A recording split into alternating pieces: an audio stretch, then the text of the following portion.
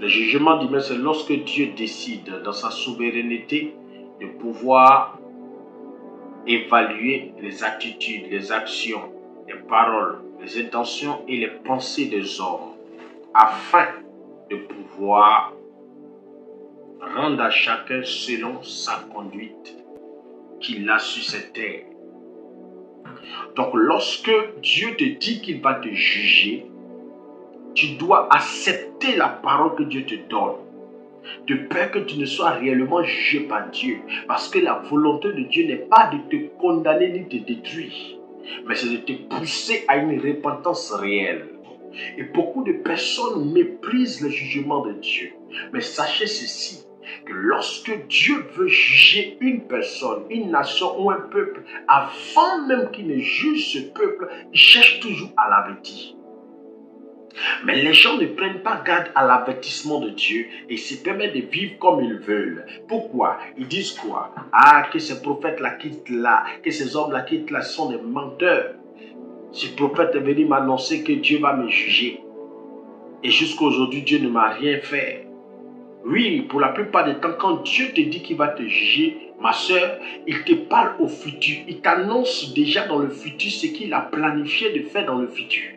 Parce que le jugement qui est sur ta tête n'est pas un jugement au présent, mais c'est un jugement dans le futur. Donc Dieu t'annonce dès à présent, dans le présent, l'état de cœur qu'il a à ton égard, la pensée qu'il a à ton égard dans le futur. Parce qu'il compte te détruire dans le futur, c'est pourquoi il te révèle dans le présent ce qu'il va te faire.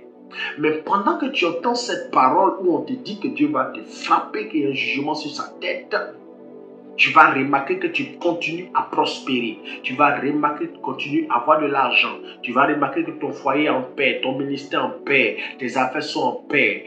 Détrompe-toi, ce n'est pas parce que tu te vois progresser que ça veut dire que Dieu est en paix avec toi, non. Car pendant un temps, le ventilateur, quand on le débranche, il tourne, mais après il s'arrête. Et pendant un temps, quand Dieu te donne des avertissements, il va te laisser le temps. Parce qu'en réalité, le jugement de Dieu révèle la patience de Dieu. Car lorsque Dieu prend la décision de te juger, il manifeste ce qu'on appelle la longanimité. La longanimité, c'est la capacité de Dieu à te pardonner et à être patient avec toi jusqu'à ce que tu parviennes à la repentance.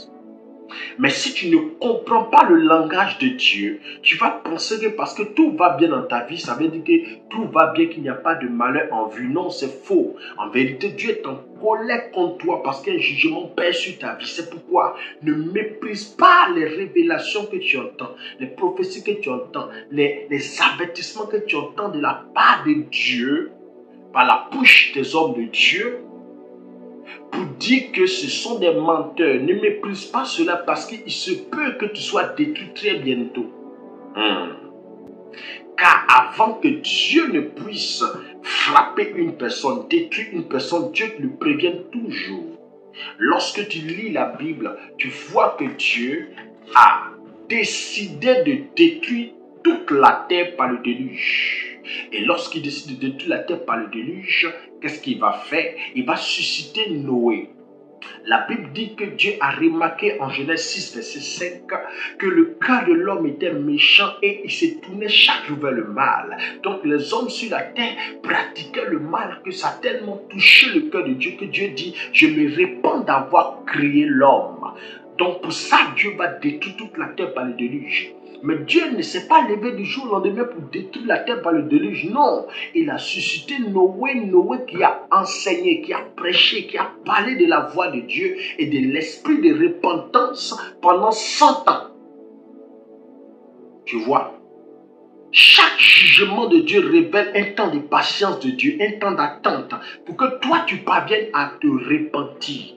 Et pendant les 100 ans, la Bible dit, lorsque Jésus parle de ce rapport-là, quand il rapporte cette histoire, Matthieu, il dit, pendant le temps de Noé, les hommes se mariaient, les hommes travaillaient, ils achetaient des champs, ils vivaient leur vie et ils n'ont pas pris garde à la recommandation, à l'enseignement de Noé et le déluge est tombé sur eux à l'improviste. Pour dire quoi? Quand Dieu t'annonce un jugement, il te parle d'un jugement, tu dois prendre garde. Tu dois passer à la repentance. Ne regarde pas ton compte en banque. Ne regarde pas encore le don de prophétie qui se manifeste. Ne regarde pas la guérison que tu vois.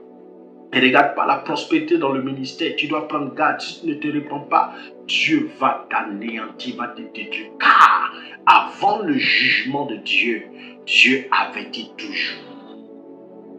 Frère, avant que Dieu ne te frappe, avant que Dieu ne te détruise, avant que Dieu ne va t'anéantir, il te prévient toujours par un prophète, par un homme, par une personne. Combien de fois aujourd'hui Dieu parle à cette génération en leur disant, arrêtez vos vies de péché, arrêtez l'adultère, arrête de tromper ta femme, ton mari, arrête de voler l'argent de l'entreprise, arrête de vivre telle vie, arrête d'être un voleur, arrête de braquer, arrête de faire ceci, arrête d'avoir des pensées mauvaises. Combien de fois Dieu avertit les hommes, mais personne ne veut écouter. Tout le monde veut faire ce qui est dans son cœur, mais ce qui est déplorable, au moment où tu t'attendras le moins, c'est ce jour-là que le malheur te frappera. Mon propre frère, j'avais mon aîné, je lui ai donné les mêmes conseils. J'ai dit à mon aîné, tu dois te convertir, tu dois donner ta vie à Jésus parce que la vision que j'ai vue sur toi n'est pas bonne. Parce que j'ai vu mon frère, il était entouré par des personnes en esprit, ils l'ont poignardé, il est mort. J'ai dit, frère, répands-toi. Tu me diras peut-être que moi, je n'ai que des visions de ténèbres. Frère, ils sont en train de parler du message de Dieu. Lorsque Dieu annonce un jugement, il annonce un plan sur ta vie qui va détruire ta vie, tu dois te repentir, tu dois changer de voie.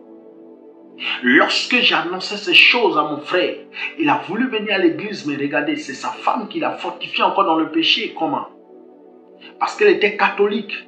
Elle a commencé à dire, mon frère, allons au catholique, allons au catholique. Mais lorsqu'ils sont arrivés au catholique, mon frère n'a pas changé. Il continuait à vivre dans l'alcool, il buvait plus qu'avant même. Il dit, laisse le gars, on va venir à l'église. On va prier, le Seigneur va le délivrer. Elle dit, ah, laisse ça. Et à distance, j'intercédais comme je pouvais. Et comme sa vie n'était pas bonne, comme il ne se repentait pas, plus les années passaient, un jour, il dormait. Et pendant qu'il dormait, il s'est levé en sursaut de son lit et il a crié, la mamite est chaude, la mamite est chaude, la mamite est chaude. Et boum, il est tombé dans le coma. 3 jours dans le coma. On ne m'a pas appelé pour dire que mon frère est malade. On ne m'a pas appelé qu'il est tombé dans le combat. On ne m'a pas appelé pour dire qu'il a fait cette crise. C'est quand il est mort qu'on m'a appelé.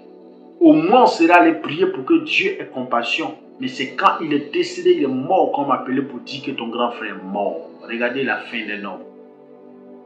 Il a été frappé en esprit. La mamite est chaude, il est tombé, il est mort. Chers frères et sœurs, apprenez à écouter la voix de Dieu quand Dieu vous parle. Apprenez à vous soumettre à Dieu. Il n'y a rien dans cette vie de ténèbres, il n'y a rien dans cette vie de péché. C'est la destruction qui vous attend. Vous devez vous repentir de vos mal, de vos péchés et revenir à Dieu qui aura pitié de vous et qui redonnera la vie à votre corps mortel.